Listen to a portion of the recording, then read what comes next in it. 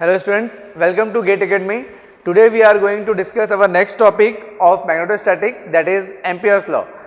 तो Ampere's law का statement होता है the Ampere's law states that the line integral of magnetic field intensity around the closed loop is equal to the total current enclosed by that closed loop.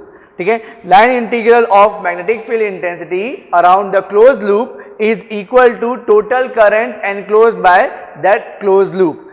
So according to the statement of this Ampere's law, the mathematical form is integration over the closed loop h dot dl. ठीक है, यहाँ पे loop है हमारे पास, तो जो आपका dot product होगा वो डिफरेंशियल लेंथ के साथ होगा. ठीक है, तो h डॉट dl, क्योंकि ये जो डिफरेंशियल लेंथ है वो एक क्लोज लूप फॉर्म कर रहा है, and that is equal to the total current enclosed by that closed loop. So this is the statement of Ampere's law. ठीक है, तो यहाँ पे हम लोग जो क्लोज लूप होना चाहिए वो आपका टोटल करंट एनक्लोज के इक्वल होता है. ठीक है, जो क्लोज लूप हम लोग जो फॉर्म करते हैं वो क्लोज लूप हमारे लिए यहाँ पे इंपॉर्टेंट है, जिसको हम लोग एम्पीरियन पाथ बोलते हैं. जैसे कि हम लोग गॉस लॉ जब हम लोग डिफाइन किए थे, तो गॉस लॉ में मैंने एक गॉसियन सरफेस के बारे में बात किया था, क्योंकि उसके डेफिनेशन के अकॉर्डिंग वहां पे ई डॉट डी एस आ रहा था, डिफरेंशियल सरफेस आ रहा था. यहाँ पे लूप आ रहा है, तो उस पाथ को हम लोग बोलते हैं एम्पीरियन पाथ. ठीक है, अब यहाँ पे देखते हैं कि जो टोटल करंट एनक्लोज है that is equal to close loop integration of S dot D L. अब जो टोटल करंट एनक्लोज होता है that can also be given as J dot D S. ठीक है, ये आपका टोटल करंट जो होता है, अगर आपको करंट, ये आपका करंट डेंसिटी नहीं है. ठीक है, मतलब ये वॉल्यूम करंट डेंसिटी नहीं है, this is just a current density. ठीक है, तो ये आपका जे, अगर करंट डेंसिटी ये डॉट डी एस अगर हम लोग करेंगे तो ये भी आपको टोटल करंट डेंसिटी देगा. ठीक है, इसको कंफ्यूज नहीं होना है कि ये जो जे है आपका, ये वॉल्यूम करंट डेंसिटी की बात नहीं कर रहा हूं मैं यहाँ पे, this is just a current density, और करंट डेंसिटी का डॉट प्रोडक्ट डीएस के साथ भी आपको टोटल करंट एनक्लोज देता है. ठीक है, तो ये भी आपका टोटल करंट है, ये भी आपका टोटल करंट है, तो ये दोनों इक्वेशन क्या होंगे, इक्वल होंगे. So this will become integration H dot D L is equal to integration J dot D S. ठीक है, ये ओवर द सरफेस है और ये ओवर द क्लोज लूप है. ठीक है, तो this is called Maxwell's third equation. ठीक है, this is nothing but A Maxwell's third equation in integral form. Maxwell's third equation in integral form.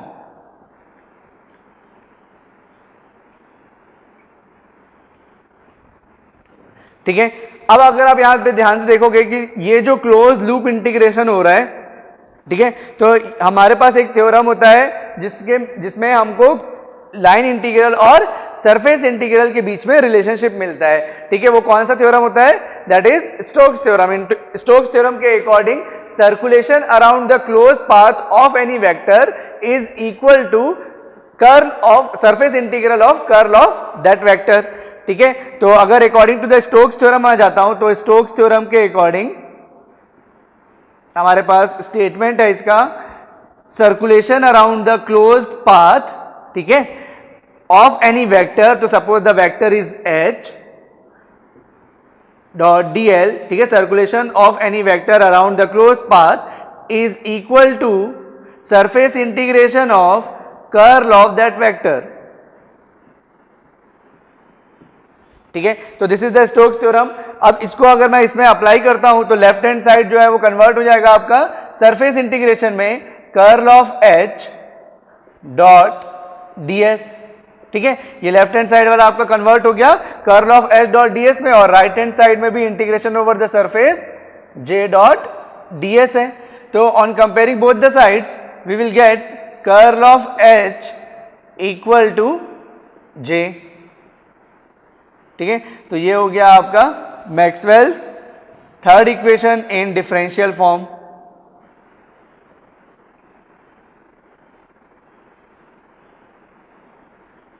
In differential form और पॉइंट फॉर्म.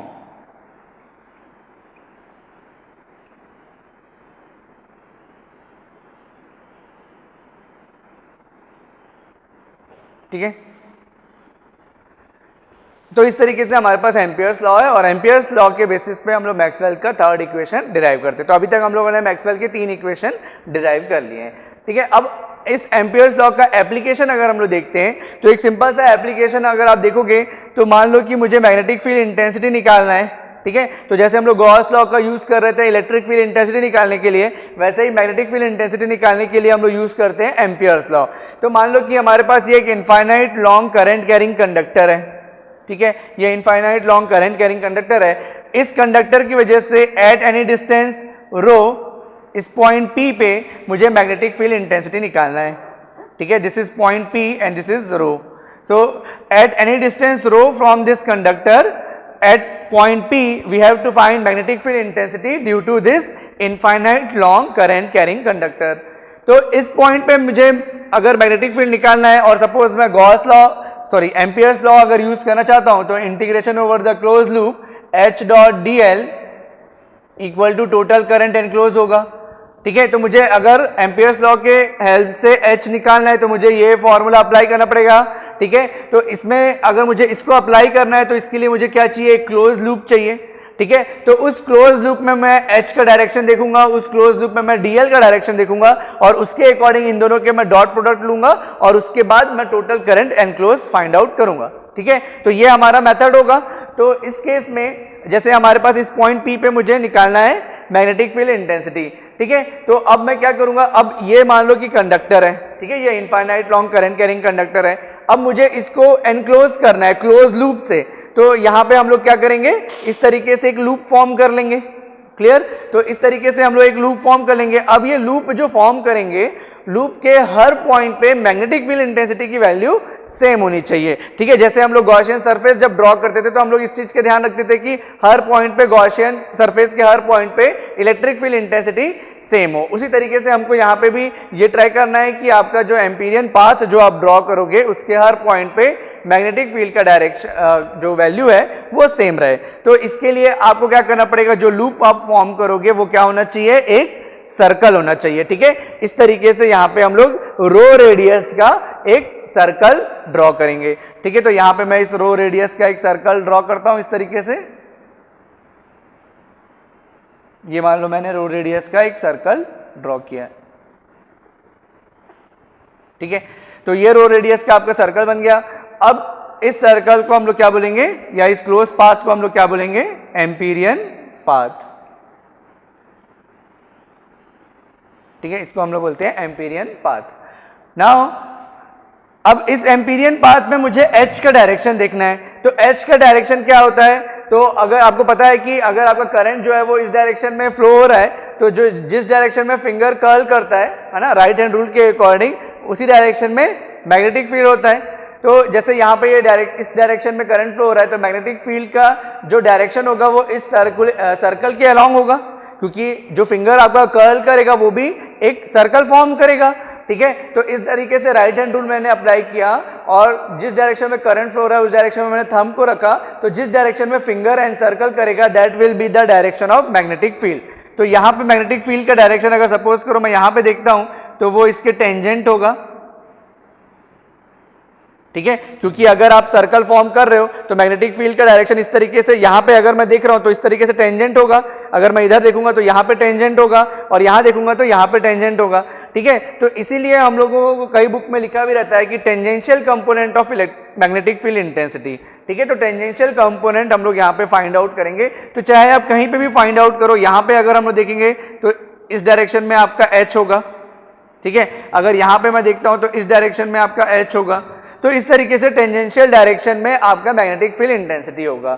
और differential length भी क्या होगा, तो इस डायरेक्शन में अगर हम लोग सर्कुलेट कर रहे हैं, फिंगर जो है हमारा इस डायरेक्शन में एनसर्कल कर रहा है, तो इसका मतलब है कि अगर मैं यहाँ पे देख रहा हूं तो जो डीएल का डायरेक्शन है वो भी क्या होगा, इसी डायरेक्शन में होगा। डिफरेंशियल लेंथ भी किस डायरेक्शन में चेंज हो रहा है, जिस डायरेक्शन में आप सर्कल में मूव कर रहे हो, ठीक है। जैसे जैसे आप सर्कल में मूव करते जाओगे उस सर्कल का जो लेंथ है वो आपका चेंज होते जाएगा, ठीक है। तो ये डिफरेंशियल लेंथ जो होगा वो आपका सर्कल के सरकमफ्रेंस में ही जो मूवमेंट होगा वो डिफरेंशियल लेंथ होगा। तो जो इसका भी जो डायरेक्शन होगा वो भी क्या होगा, टेंजेंट होगा। और डीएल और एच का डायरेक्शन क्या हो जाएगा, सेम हो जाएगा। अगर एच और डीएल का डायरेक्शन सेम है तो integration over the close loop H dl और दोनों के बीच का एंगल वो कितना है, 0 है, ठीक है।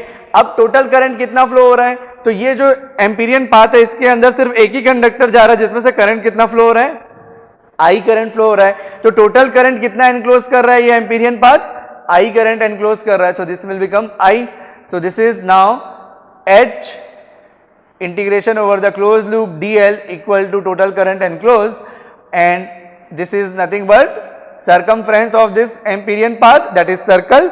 तो इस सर्कल का circumference कितना हो जाएगा 2 पाई और रेडियस कितना है rho. So this is the current I. So the magnetic field will become I upon 2 pi rho as expected. ठीक है, ये आंसर हमको ऑलरेडी पता था कि हम लोगों ने पहले ही देख लिया था कि infinite long current carrying conductor के लिए मैग्नेटिक फील्ड इंटेंसिटी कितना होता है, तो that is I upon 2 pi रो।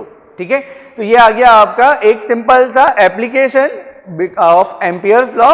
अगर इनफाइनाइट लॉन्ग का करंट कैरिंग कंडक्टर है तो हम लोग कैसे फाइंड आउट कर सकते हैं। ठीक है, नेक्स्ट देखते हैं, H due to conductor carrying current I,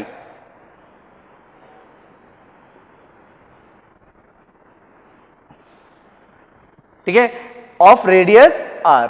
ठीक है, जैसे कि मतलब हम बोल रहे हैं कि इस तरीके से हमारे पास एक कंडक्टर है, ये हमारे पास कंडक्टर है सिलेंड्रिकल शेप का, ठीक है, और इसमें से जो करंट फ्लो हो रहा है वो I है और इसका कुछ रेडियस है। ठीक है, इसका कुछ रेडियस है, suppose that radius is suppose करो ये रेडियस है रो। ठीक है, रो रेडियस है, और इसमें से जो करंट फ्लो हो रहा है, इसमें से जो करंट यूनिफॉर्मली जो फ्लो हो रहा है that is the current I। Total current इस कंडक्टर से जो फ्लो हो रहा है वो I है। ठीक है, अब मुझे इस कंडक्टर की वजह से जिसका रेडियस रो है और जिसमें से करंट फ्लो हो रहा है I, उसकी वजह से मुझे magnetic field intensity find out करना है। ठीक है, तो मैग्नेटिक फील्ड इंटेंसिटी मैं 3 प्लेस पे फाइंड आउट कर सकता हूं। फर्स्ट, एक तो outside the conductor, second surface of the conductor, और थर्ड इनसाइड द कंडक्टर। ठीक है, तो इसमें हमारे पास केस 1 है, अगर मान लो कि जो मेरा पॉइंट ऑफ इंटरेस्ट है R that is greater than rho. ठीक है, मतलब फर्स्ट केस जो मैं ले रहा हूं इसमें मैं ले रहा हूं कि जो हमारा पॉइंट ऑफ इंटरेस्ट है P वो आपका आउटसाइड द कंडक्टर है। ठीक है, अगर आउटसाइड द कंडक्टर है यहां से सेंटर से, तो ये डिस्टेंस R है आपका। ठीक है, अब मुझे इस पॉइंट P पे मैग्नेटिक फील्ड इंटेंसिटी निकालना है, तो उसके लिए हम लोग क्या करेंगे, यहां पे फिर से इसको एक क्लोज पाथ बनाएंगे। ठीक है, सो दैट ये जो कंडक्टर है वो कंप्लीटली एनक्लोज हो जाए। तो उसके लिए आपको क्या करना पड़ेगा, इस R रेडियस का एक क्लोज लूप बनाना पड़ेगा। ठीक है, तो इस तरीके से हम लोग एक R रेडियस का क्लोज पाथ बना दिए, ठीक, जैसा कि प्रीवियस केस में किए थे। तो अब इस पॉइंट P पे हम लोग को मैग्नेटिक मतलब इस क्लोज पाथ, ये आपका एम्पीरियन पाथ हो गया, तो इस क्लोज पाथ में मुझे देखना है direction of H and direction of differential length. तो यहां से इस डायरेक्शन में हम लोग मूव कर रहे हैं, तो मान लो कि मैं यहां पे H सेलेक्ट करता हूं, तो ये डायरेक्शन ऑफ H होगा टेंजेंट। ठीक है, और यही आपका डिफरेंशियल लेंथ का डायरेक्शन होगा, तो dl, तो यहाँ पे ये दोनों क्या होंगे, सेम डायरेक्शन में होंगे। तो integration over the close path H dot dl करेंगे, और यहाँ पे टोटल करंट एनक्लोज, सो ये आ जाएगा आपका H integration over the close loop dl। H और dl का डायरेक्शन सेम है, तो उनके बीच का एंगल कितना हो जाएगा 0, तो H dl cos 0 that is 1, तो H बाहर आ गया integration over the close loop dl।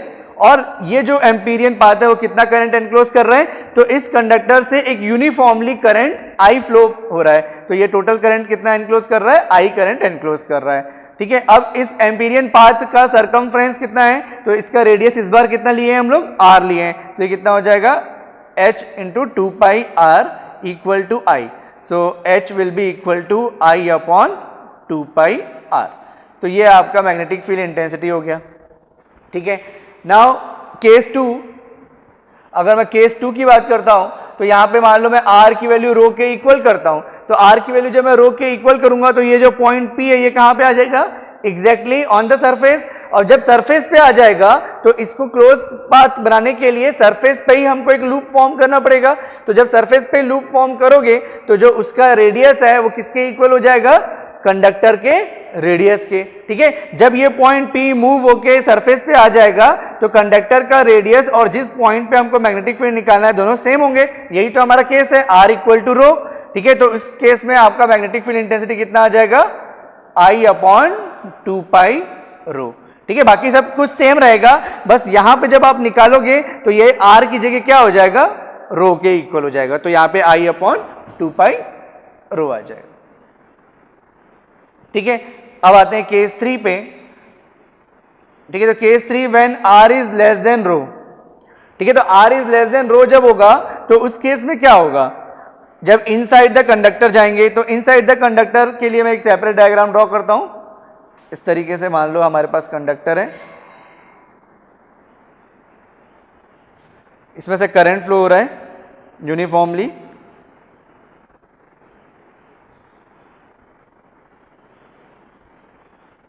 ठीक है। इस तरीके से करंट फ्लो हो रहा है I। अब देखो मुझे निकालना है इनसाइड द कंडक्टर, तो इनसाइड द कंडक्टर ये आपका सेंटर है मान लो, यहां से हमको इस पॉइंट पे निकालना है, पॉइंट P पे, ठीक है।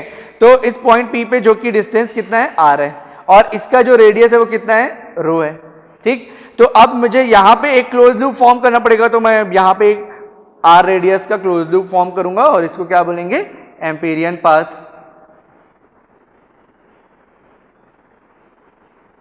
ठीक है। तो ये रो रेडियस R रेडियस का एक मैंने क्लोज लूप फॉर्म किया जो कि एम्पीरियन पाथ बन गया, और इस पॉइंट P पे मुझे मैग्नेटिक फील्ड निकालना है। बट बिकॉज आपको पता है कि ये जो पूरा कंडक्टर है रो रेडियस का, इसमें से करंट यूनिफॉर्मली फ्लो हो रहा है, तो ये जो आपका एम्पीरियन पाथ बना है वो टोटल करंट को एनक्लोज नहीं कर रहा है, वो I के कुछ पार्ट को ही एनक्लोज कर रहा है। जैसा कि आप देख रहे हो कि यहाँ पे जो करंट फ्लो हो रहा है और इस तरफ जो करंट फ्लो हो रहा है उसको वो एनक्लोज नहीं कर पा रहा है। इसका मतलब है कि वो I से कम करंट को एनक्लोज कर रहा है। तो वो कितने करंट को एनक्लोज कर रहा है, तो वो करंट कैसे निकालेंगे, तो यहाँ पे I एनक्लोज कितना होगा, ठीक है। तो वो कितना होगा, तो अगर आप इस तरफ से देखोगे, अपवर्ड डायरेक्शन से देखोगे, तो इस सर्कुलर क्रॉस सेक्शन, ये आपको कौन सा क्रॉस सेक्शन दिख रहा है, सर्कुलर, ठीक है। तो ये सर्कुलर क्रॉस सेक्शन से कितना करंट फ्लो होता हुआ दिख रहा है, I करंट फ्लो होता हुआ दिख रहा है, ठीक है। ये जो आपका सर्कल बन रहा है, ठीक है, इस सिलेंडर का या इस कंडक्टर का जो क्रॉस सेक्शन एरिया है वो क्या है, सर्कल है। तो इस सर्कल से कितना करंट फ्लो होता हुआ दिख रहा है, तो I करंट फ्लो होता हुआ दिख रहा है। मतलब टोटल करंट I कितने एरिया से फ्लो हो रहा है, तो आपका टोटल एरिया कितना हो जाएगा, तो ये आपका टोटल एरिया, ठीक है। और कितने पोर्शन से आपको निकालना है, तो आपको सिर्फ इतने पोर्शन से निकालना है कि ये रेड लाइन, ये रेड क्लोज लूप है वो कितना करंट एनक्लोज कर रहा है। तो ये हमारा क्या हो गया, ये भी एक सर्कल ही बन रहा है, क्योंकि आपने जो cross section empyrean path draw किया है उसका रेडियस R लिए, और उस रेडियस R को लेके ही हमने एक क्लोज लूप फॉर्म किया है। तो ये भी जो एनक्लोज हो रहा है या एक क्लोज पाथ जो बन रहा है वो भी एक सर्कल ही है, ठीक है। तो इसका एरिया हम लोग ले लेते हैं डिजायर्ड एरिया, ठीक है। और टोटल करंट I का इतना पोर्शन आपका फ्लो होगा, ठीक है। तो यहां पे लेफ्ट हैंड साइड पे हमारे पास है integration H dot dl I enclosed, ये होता है आपका एम्पियर्स लॉ। तो यहां से आपके पास आ जाएगा इंटीग्रेशन H dl cos 0 और टोटल करंट एनक्लोज। तो डिजायर एरिया कितना है, तो इस पर्टिकुलर क्लोज लूप का एरिया कितना हो जाएगा, पाई, और ये R रेडियस कितना है, स्मॉल r, तो ये कितना हो गया, पाई R square divided by total area. तो इस कंडक्टर का टोटल क्रॉस सेक्शनल एरिया कितना है, पाई रो स्क्वायर, और ये कितना टोटल करंट I का इतना पार्ट जो है वो एनक्लोज होगा। तो ये H integration over the close loop, ये हो गया 2 पाई, और ये क्लोज लूप का रेडियस कितना है R, तो ये 2 pi R, pi R square divided by pi rho square into I। ये पाई और पाई कैंसिल हो गया, ये R और ये R कैंसिल हो गया। So we will get H equal to IR upon 2 pi rho square. So this is the magnetic field intensity due to this conductor.